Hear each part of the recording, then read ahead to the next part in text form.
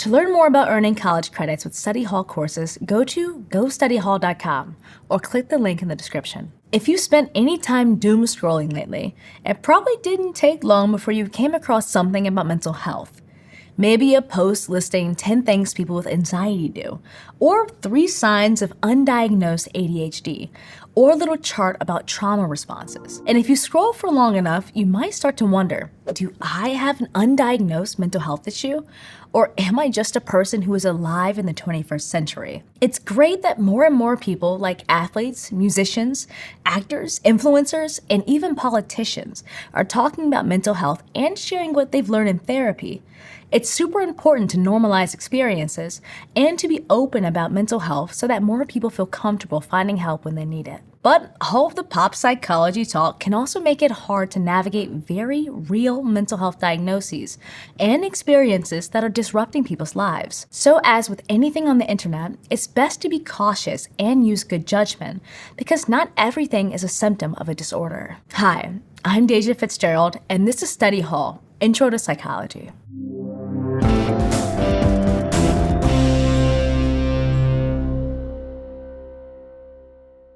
So back to the big question, do I have a disorder or am I just alive? Well, like we talked about in the other episode about psychological disorders, mental health professionals use a giant book to evaluate behaviors. The Diagnostic and Statistical Manual of Mental Disorders, or DSM-5-TR, we'll call it DSM for short, is an important tool used for diagnosing psychological disorders or behavior that lies outside societal norms to the point that it disrupts a person's life and ability to function. The DSM divides disorders into different categories based on types of symptoms, and there are a few major categories of disorders that are most commonly seen in the United States today. Because they're the most common, they're also the ones people talk about the most. But by carefully considering psychological disorders, the ways we talk about them, and the ways mental health professionals talk about them, we can gain a better understanding for what's true and not so true about anxiety, depression, trauma, and more when it comes up on our feeds. In 2021, tennis star Naomi Osaka pulled out of the French Open after announcing she wouldn't be holding any press conferences at the tournament to protect her mental health. Osaka said she experienced anxiety when it came to all the pressure and attention she received after winning some major tennis matches. Many people supported and celebrated Osaka for prioritizing her mental health, but some criticized her decision. They said she was being dramatic or selfish and said that it was her job to play tennis and talk to the media. This response sent the message that some people did not believe her mental health concerns were serious. And that may be because many people don't fully understand the difference between being anxious and having an anxiety disorder. Anxiety disorders are one category of the DSM, and they're some of the most common psychological disorders people in the United States experience. But because they're common, it can be hard to recognize the symptoms. Some anxiety is common and even helpful, but an anxiety disorder can be extremely disruptive to a person's life. Like, imagine you're worried about danger in a war zone. That anxiety might actually be helping you stay alive. But if you're safe at home, tucked into bed, and every little noise is making you fear the very worst, your anxiety is just disrupting your sleep without making you any safer. So, in lots of cases, a disorder can happen when anxiety goes from something you feel every once in a while, or in certain situations, to something that's all-consuming and disruptive. Another way that people may experience anxiety is as a phobia, or a fear that's taken to an extreme level to the point that it can interrupt your life. Again, some fear or discomfort may not be too disruptive. Like, driving might make you feel a bit on edge, especially when there's heavy traffic or you're driving in unfamiliar areas. But if you develop a phobia related to driving, it could impact every part of your life. You might decide to work from home, avoid attending events that require you to drive, and spend extra money on food delivery apps. Suddenly, your chicken chalupa, beefy 5-layer burrito, and Baja Blast cost as much as a meal at a Michelin star restaurant. Anxiety and fear can also show up as fixations on potential problems or uncertainties in life.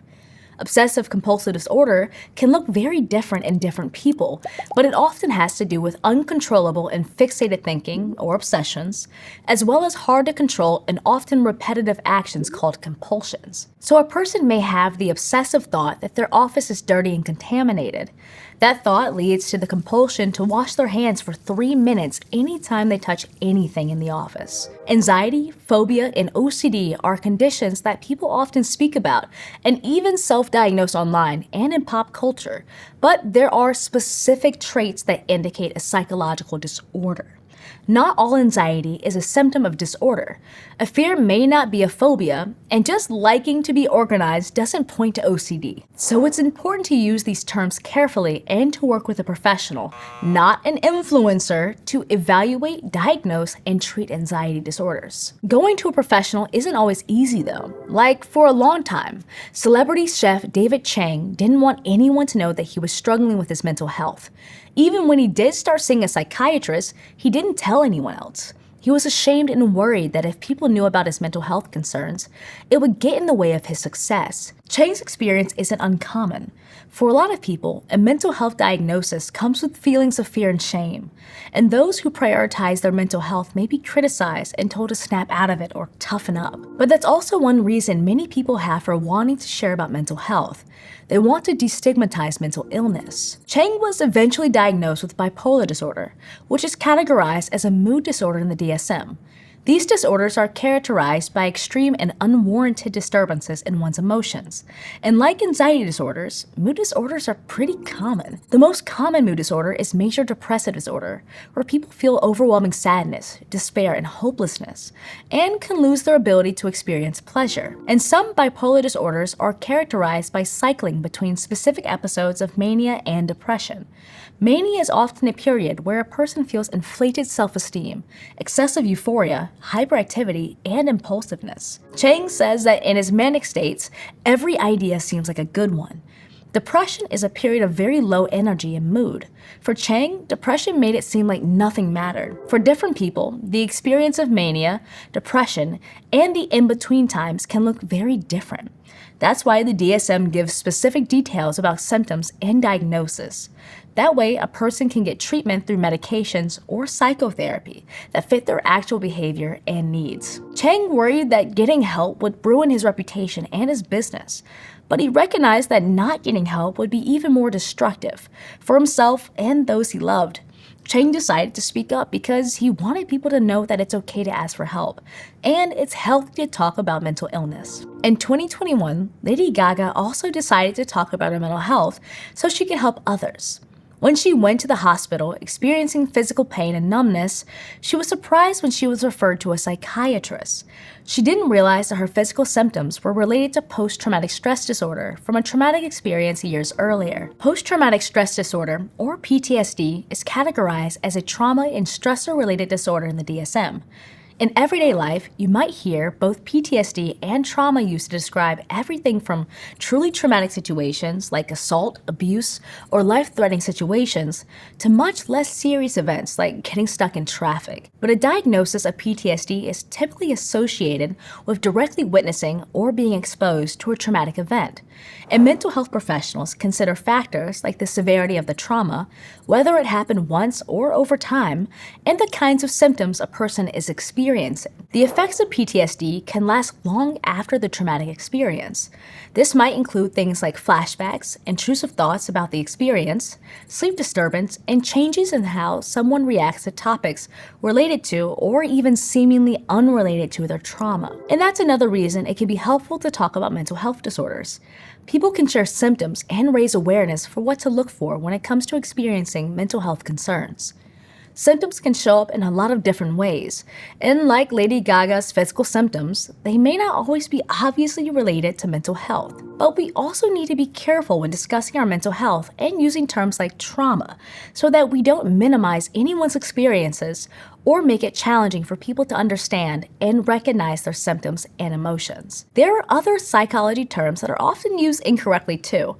Like someone might casually say that their eccentric roommate has split personality disorder, or describe an ex who booked regular spa days as a narcissist. These terms are both related to another major category of the DSM that includes many personality disorders.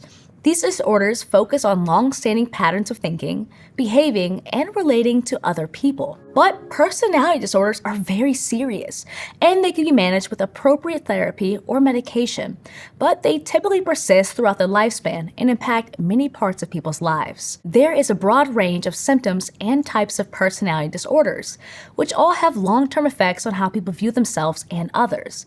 These disorders are divided into 3 categories. People with cluster A disorders, such as paranoid personality disorder, tend to be suspicious or uninterested in other people. They might have a hard time trusting other people or may not pick up on social cues. Cluster B includes disorders such as borderline personality disorder and narcissistic personality disorder. People with these disorders can be very emotional and unpredictable.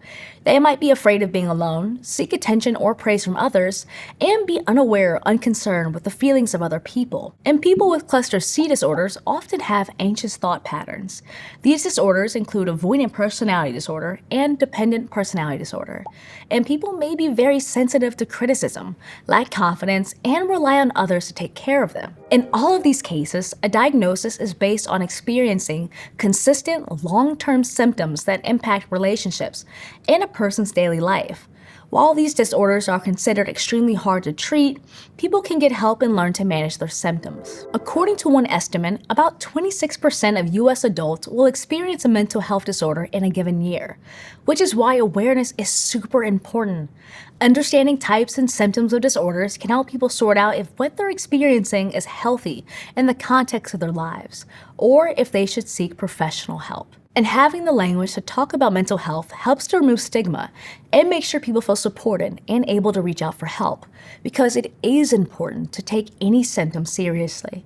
But mental health care is not always easy to access. So, social media and other public discussions about mental health are useful in destigmatizing seeking help.